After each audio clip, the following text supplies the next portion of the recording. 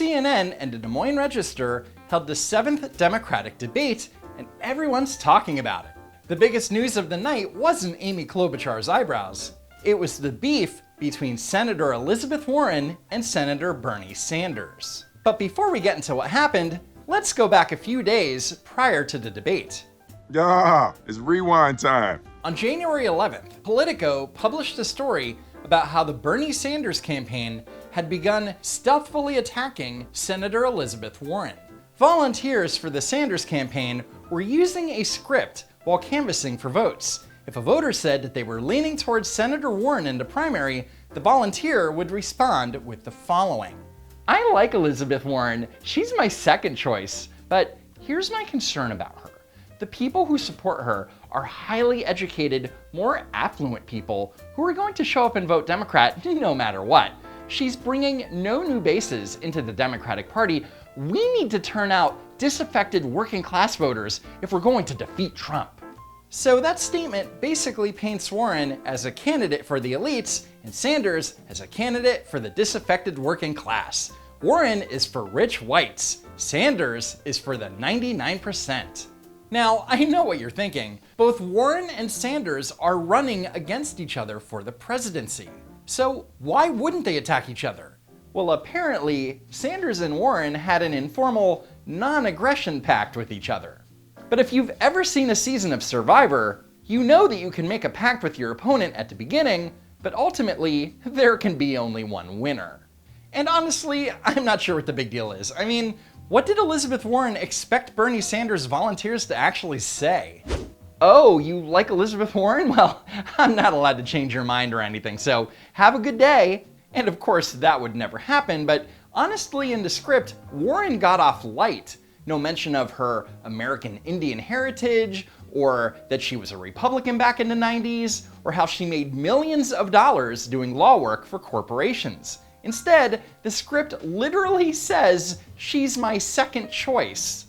Regardless, Sanders tried to downplay the script, saying to reporters, we have hundreds of employees. Elizabeth Warren has hundreds of employees. And people sometimes say things that they shouldn't. But later, the Sanders campaign admitted that these talking points were distributed and used, but they were pulled because the language was sloppily worded. Yeah, sure. The next day, Elizabeth Warren spoke to reporters saying, I was disappointed to hear that Bernie is sending his volunteers out to trash me. Bernie knows me and has known me for a long time. I hope Bernie reconsiders and turns his campaign in a different direction. Hi there, I'm with the Bernie Sanders campaign, and I was hoping to secure your vote today for Elizabeth Warren. Democrats want to win in 2020. We all saw the impact of the factionalism in 2016, and we can't have a repeat of that. But again, that factionalism was largely caused by Bernie Sanders challenging Hillary Clinton and helping to shift the party farther to the left. So in response to Bernie's campaign trashing Warren, sources leaked to CNN that back in 2018, during a private meeting, Bernie allegedly told Warren that he did not believe a woman could win in 2020. Bernie Sanders denied that he ever told her this. It's ludicrous to believe that at the same meeting where Elizabeth Warren told me she was going to run for president, I would tell her that a woman couldn't win.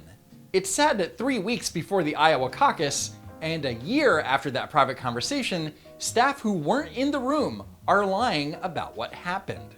Sanders' campaign manager Faz Shakir told NBC News, I believe strongly what we are talking about here is a lie. And then he urged Warren to speak out on the CNN report.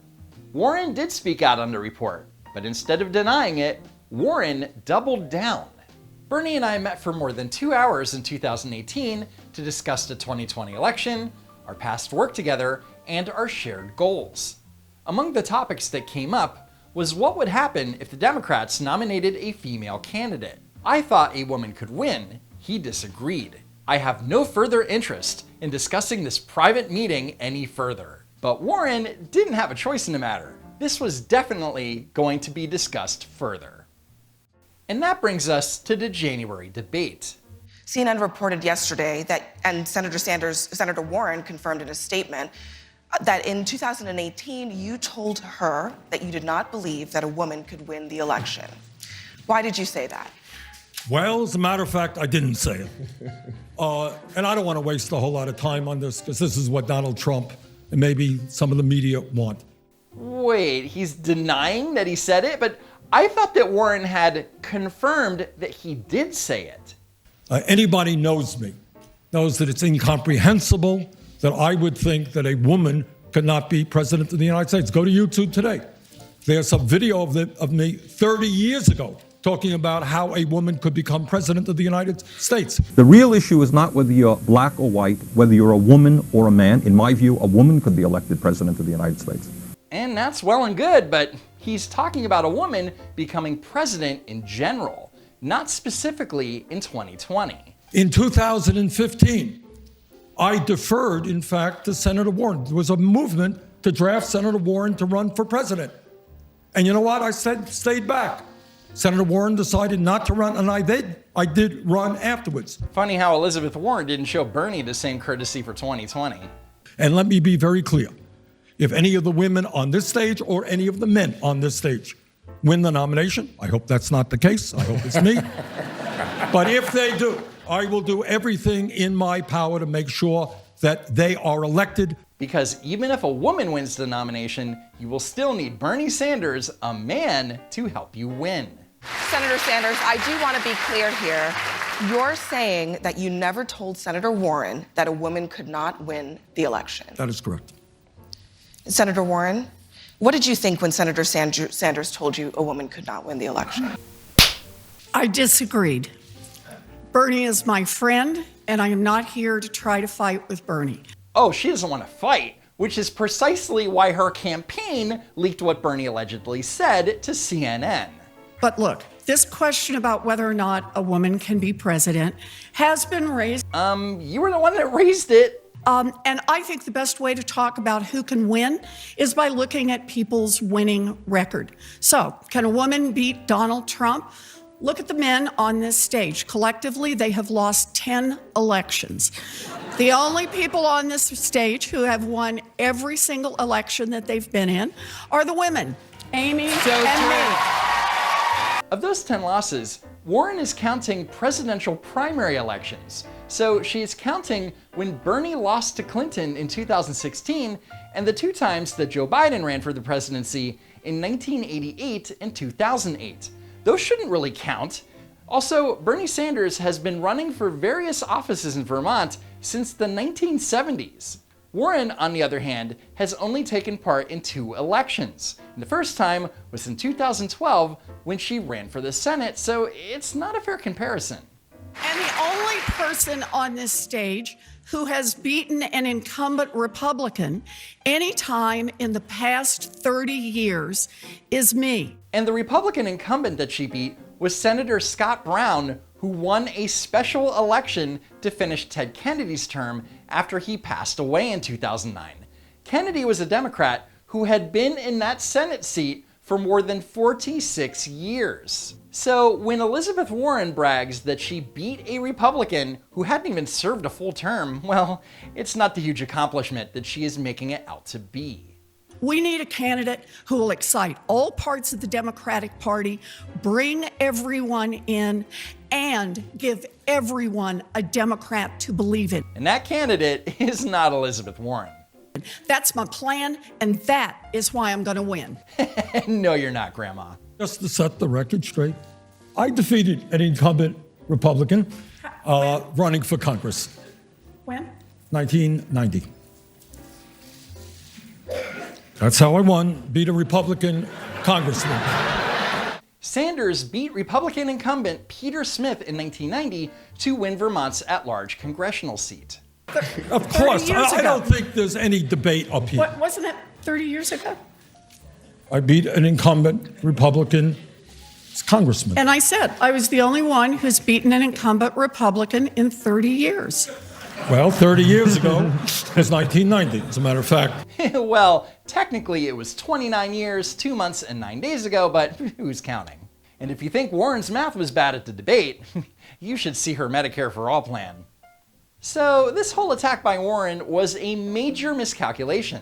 In her attempt to paint Bernie Sanders as a sexist, something that even a casual observer would know to be completely out of character, it only emboldened his supporters and created new ones. According to Sanders, within 2 days after the debate, the campaign raised roughly $4 million from 200,000 contributions. And after the debate, hashtags such as Never Warren, Warren is a snake, and CNN is trash all started trending hard on Twitter. So much for Believe All Women. And as for CNN, instead of trying to appear objective, CNN moderator Abby Phillip worded her question to Sanders as if it were fact. In 2018, you told her that you did not believe that a woman could win the election. Why did you say that? Instead, the question should have been posed like this. Senator Warren accused you of saying that you told her that you did not believe a woman could win the election. Did you say that? Well, as a matter of fact, I didn't say it. The way Abby Phillip and CNN sided with Warren is disgusting, even by CNN standards. And I'm not saying that this was a setup between CNN and Warren's campaign, but it sure smells like it was. After the debate, cameras caught this exchange between Warren and Sanders. Americans will hear the Democratic candidates all on a stage together, hearing them debate before the first votes are cast 20 days from now. Caucuses in 20 days. 6 candidates on stage. Ooh, Tom Steyer's reaction here is priceless. What could Warren and Sanders have been saying to each other? I really wasn't listening. What? How can you not hear Bernie Sanders?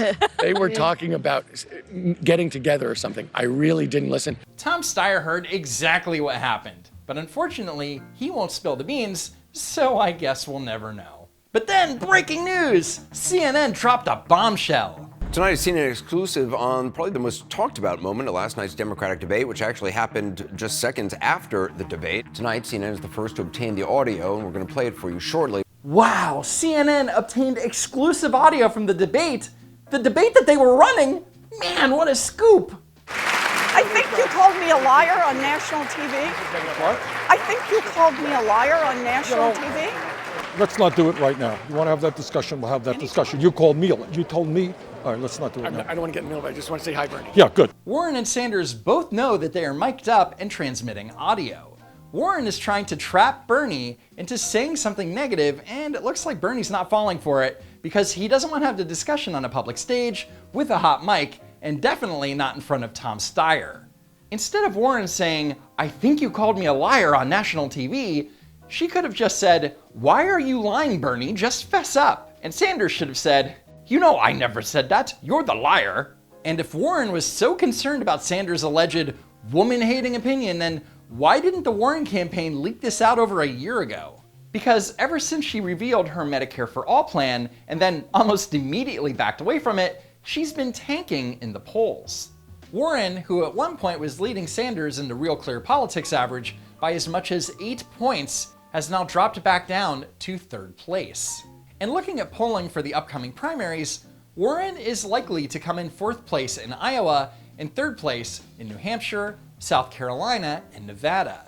Warren thought that this last-ditch effort before Iowa would give her a well-needed boost, but it made her look like a liar. It not only destroyed her chances of winning the presidency, but also any chance of becoming Bernie's pick for vice president. Instead, Warren may have just helped Sanders secure the Democratic nomination. Great job, Grandma. Great job. Thanks for watching, sharing, and hitting that like button. Be sure to follow me on Twitter, and while you're at it, subscribe to the channel. Check out the links in the description and check out these videos that you may have missed. Thanks again for tuning in, Wang Gang. I hope to see you all next time.